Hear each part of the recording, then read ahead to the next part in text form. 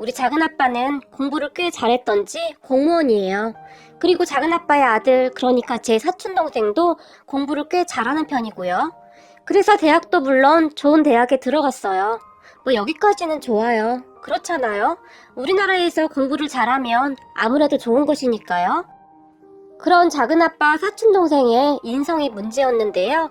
가만히 있는 우리 부모님을 항상 툭툭 찔러본다는 거죠. 그리고 저를 무시하는 발언을 아주 서슴지 않고 했어요. 저는 공부를 잘하는 편이 아니었거든요. 특히 작은아빠는 항상 저에게 너는 진짜 큰일이다. 공부를 그렇게 못해서 나중에 뭐 먹고 살려고 하니? 우리나라에서 공부 못하면 완전히 폭망하는 거야. 라는 말도 그냥 막 했으니까요. 그런 말을 들으면 사실 기분이 좋지는 않았는데요. 특히 엄마가 많이 속상해 했어요. 아니 서방님, 공부가 전부는 아니죠. 혹시 알아요? 우리 준혁이가 나중에 큰 사람이 될지 사람 일은 아무도 모르는 거예요.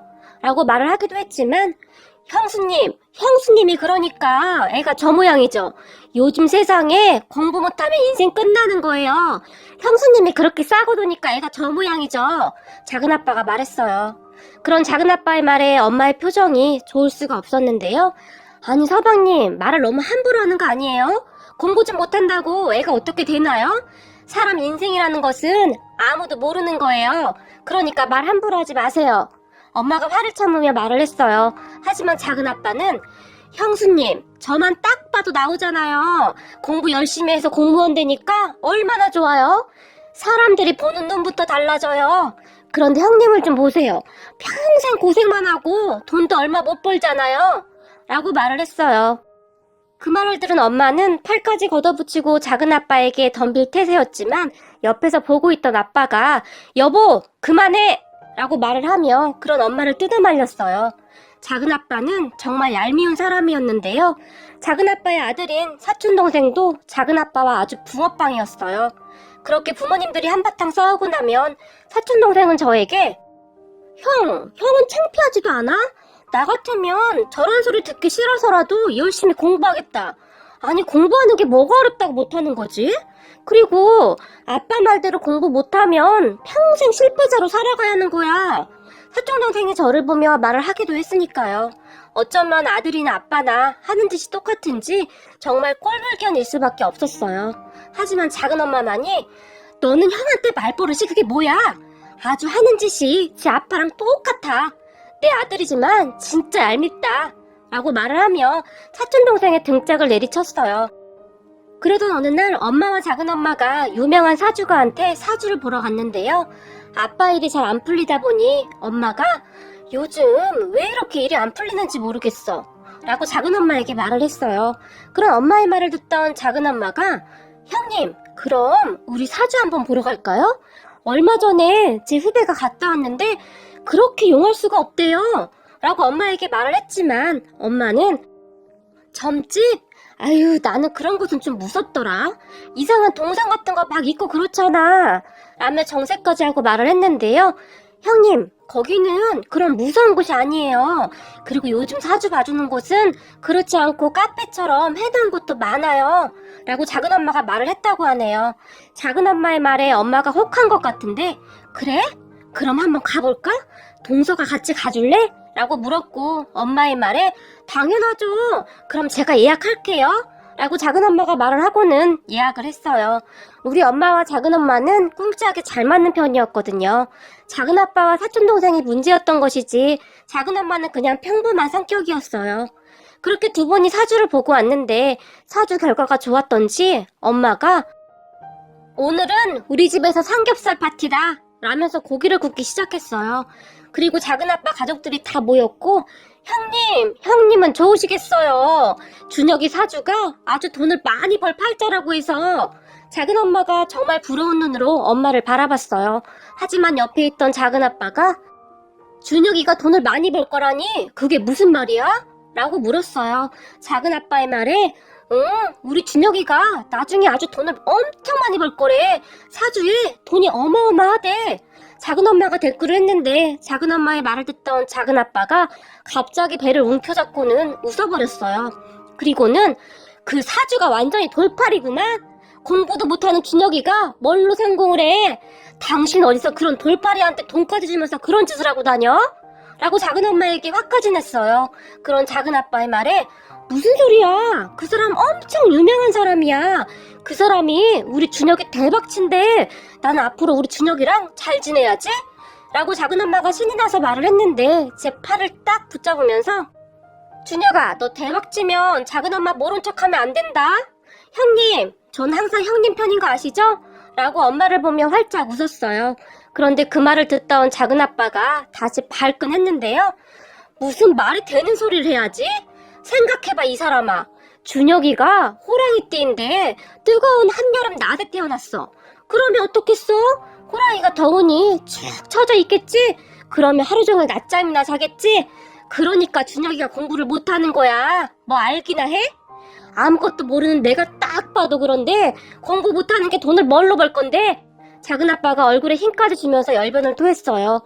그런 작은 아빠의 말을 듣던 작은 엄마가 조용히 제발 그 주둥아리 좀 닥쳐라 인간아. 요즘이 어떤 세상인데 공부 타령이야.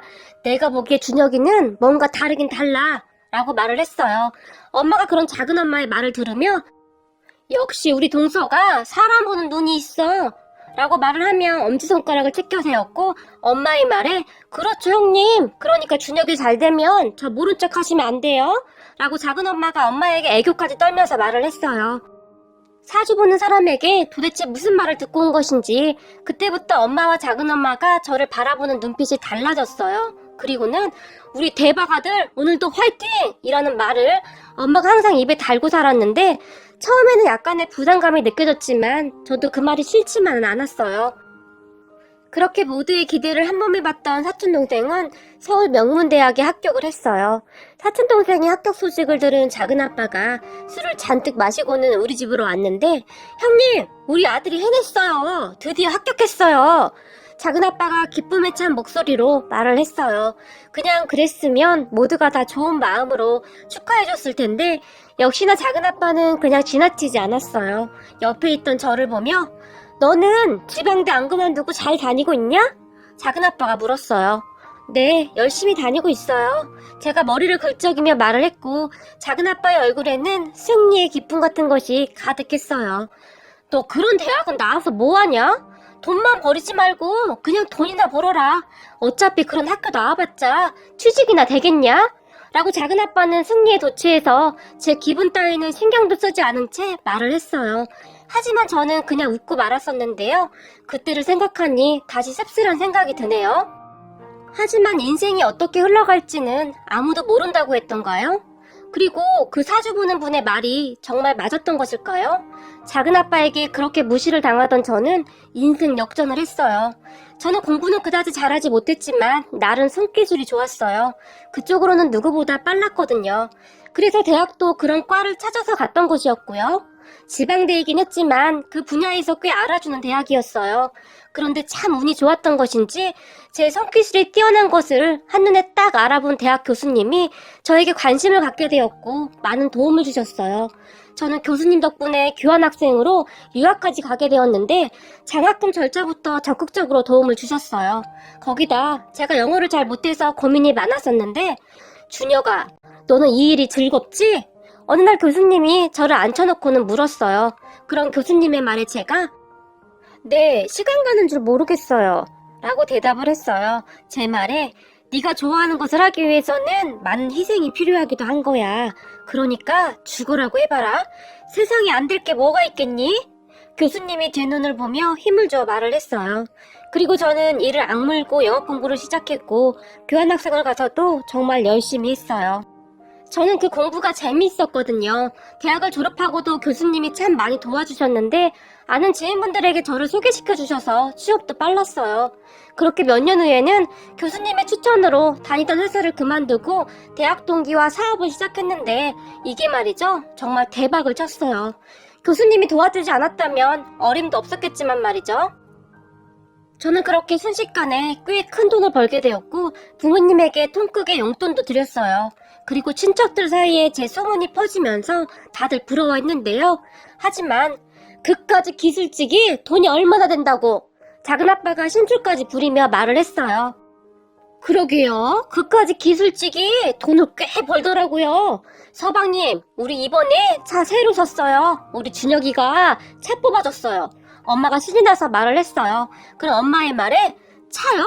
아, 중고차요? 작은 아빠가 물었어요.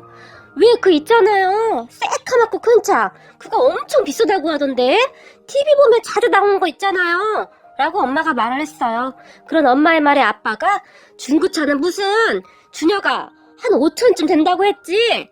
이번엔 아빠가 목에 힘까지 주면서 말을 했어요. 아빠의 말에 작은 아빠의 표정이 찌그러졌는데요. 그도 그럴 것이 작은 아빠의 자랑스러운 아들인 사촌 동생은 대학을 졸업하고 공무원 시험에 계속 떨어지고 있었거든요. 그렇게 머리가 좋던 아이가 왜 그렇게 공무원 시험은 떨어지는지 모르겠더라고요. 그렇게 지금 몇 년째 노량진 학원에서 공부를 한다는데 아무래도 작은 아빠 속이 새카맣게 타들어갔겠죠. 거기다 제가 더 잘 된다고 하니까 욕심 많고 시기 질투가 많은 작은 아빠가 난리가 날 수밖에요. 오로지 작은 엄마만이 그 사주쟁이가 정확히 맞췄네. 형님 그때 그랬잖아요. 준혁이 사주가 보통 사주가 아니라고. 어쩜 이렇게 딱 맞추냐? 라고 말을 했어요. 그리고는 형님 우리 거기 다시 한번 가볼래요? 우리 준석이는 도대체 언제 합격하는지 한번 물어봐야겠네요. 시어머니 없으면 빨리 포기하는 것도 나쁘지 않을 것 같아서요. 작은 엄마가 한숨을 쉬면서 말을 했어요. 그런 작은 엄마의 말을 듣던 작은 아빠가 당신 그게 뭔 소리야? 우리 준석이가 머리가 얼마나 좋은데. 원래 시험은 몇 번 떨어지고 그러는 거야. 한 번에 딱 붙으면 그게 어디 공무원 시험이야? 소리까지 치면서 말을 했어요. 내가 보기에는 그쪽 길이 아니면 빨리 노선을 바꾸는 것도 괜찮아. 공무원이 안 되면 어때? 우리 준혁이 봐봐. 얼마나 대단해? 아주 뚝심이 있어. 라고 작은 엄마가 웃으며 저를 바라봤는데 아주 자랑스럽다는 표정으로 활짝 웃고 있었어요. 그래봤자 어디 가서 인정도 못 받는 그냥 돈만 버는 무식쟁이지. 라고 작은 아빠가 화가 나서 말을 했지만 가족들은 그런 작은 아빠의 말을 그냥 들은 척도 하지 않았어요.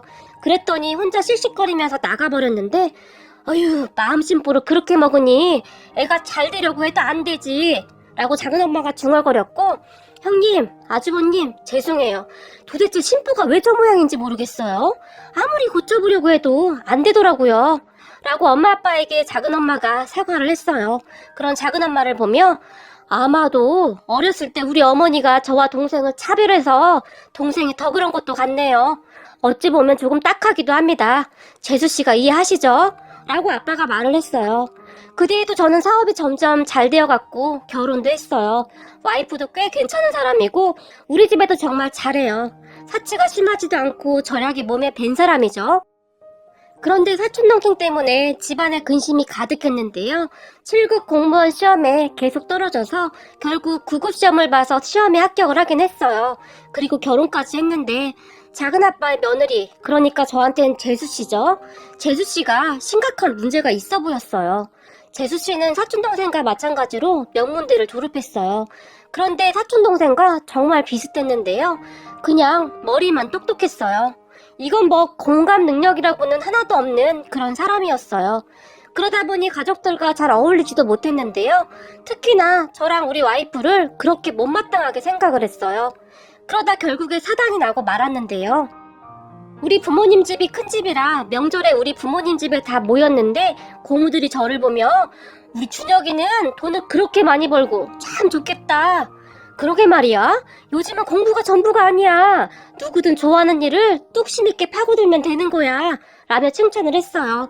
하지만 저는 그냥 웃고 말았는데요. 그 말을 듣던 재수씨가 돈만 있으면 뭐예요? 뭐니 해도 공무원이 제일이죠. 라며 싼마디를 했어요. 하지만 고모가 공무원 그 쥐꾸리만한 월급보다야 우리 준혁이가 훨씬 낫지. 준혁아 너 이번에 인터뷰도 했다며? 우리 집안에 인물 났어 라며 활짝 웃었어요. 그런데 재수씨가 갑자기 벌떡 일어나더니 공부도 못해서 지방대 나와서 뭐가 그렇게 잘났다고 그러세요? 그것보다 명문대 들어가기가 훨씬 어려워요 라고 말을 하더니 밖으로 나가버렸어요. 그 모습에 가족들이 모두 놀랐는데요. 우리가 사촌동생에 대해 나쁘게 이야기를 한 것도 아닌데 왜 그러는지 이해가 안 되었어요. 그리고 그 이후 우리는 재수씨 얼굴을 볼 수가 없었는데요. 작은 엄마의 말에 따르면 사촌동생과 허구한 날 싸운다고 했어요. 작은엄마, 작은아빠는 그런 재수씨 때문에 아주 골머리를 썩고 있었는데 세상에 저런 애가 어딨어? 작은아빠가 한숨까지 쉬면서 말을 했어요. 하지만 당신이 애 똑똑하다고 좋아했잖아. 그러게 내가 뭘 했어? 처음부터 따박따박 말대꾸 하는 게 별로 마음에 안 든다고 했잖아. 우리 준혁이 철을 봐봐. 애가 아주 예의도 바르고 어디 하나 나무랄 데가 없어. 학교 다닐 때 준혁이 공부 못한다고 그렇게 무시하더니 당신 벌 받는 거야. 그러니까 사람이 항상 말 조심을 해야지. 내가 항상 그랬잖아. 자식 일은 함부로 말하는 거 아니라고. 작은엄마가 흥분까지 하면서 말을 했어요. 그리고 얼마 후에 결국 작은아빠의 생각이 완전히 바뀌게 되었는데요. 작은아빠와 재수씨가 대화를 하던 중 작은아빠의 말에 재수씨가 기분이 나빠졌던지 아버님, 제가 아버님보다 좋은 대학 나왔어요. 그러니까 가르치려 하지 마세요. 라고 말을 하더니 나가버렸답니다. 그 말에 작은아빠가 뒷목을 잡았다는데 그 뒤에도 문제가 계속 생겨났고 지금은 아예 얼굴도 안 보고 산다고 하네요. 한 1년간 연락이 없는 것은 물론이고 얼굴 본 지도 한참 되었다고 합니다. 그런데 사촌동생한테도 절대 집에 연락을 하지 말라고 시킨 모양이더라고요. 작은아빠가 사촌동생에게 전화를 했지만 앞으로 연락하지 말라는 말만 돌아왔다고 합니다. 그렇게 작은아빠는 몇 번을 알아놓고 말았는데요. 다만 작은엄마만이 자득이야. 그렇게 몹쓸 말을 많이 하더니 그대로 대받는 거야. 준석이 어렸을 때도 그저 공부만 잘하면 된다고, 다른 건 다 필요 없다고 그렇게 큰 소리 치더니 결국 대로 주고 말로 받는구만 라고 말을 하며 작은엄마가 한심했거든요. 결국 요즘 작은아빠는 우리 집에 와서도 아무 말도 하지 못하고 조용히 앉아있기만 하는데요. 우리 와이프가 하는 모습이나 행동을 보며 많이 놀라워했어요. 마음 씀씀이가 어쩌면 이럴 수가 있냐고요. 그리고 요즘에는 말끝마다 공부 그거 다 쓸데없는 짓이다. 먼저 인간이 되어야지. 공부가 무슨 소용이야. 라고 말을 하기도 하는데 그 말을 들을 때마다 참 씁쓸하네요. 사람들 모르는 거라고 함부로 무시 좀 하지 않았으면 좋겠네요.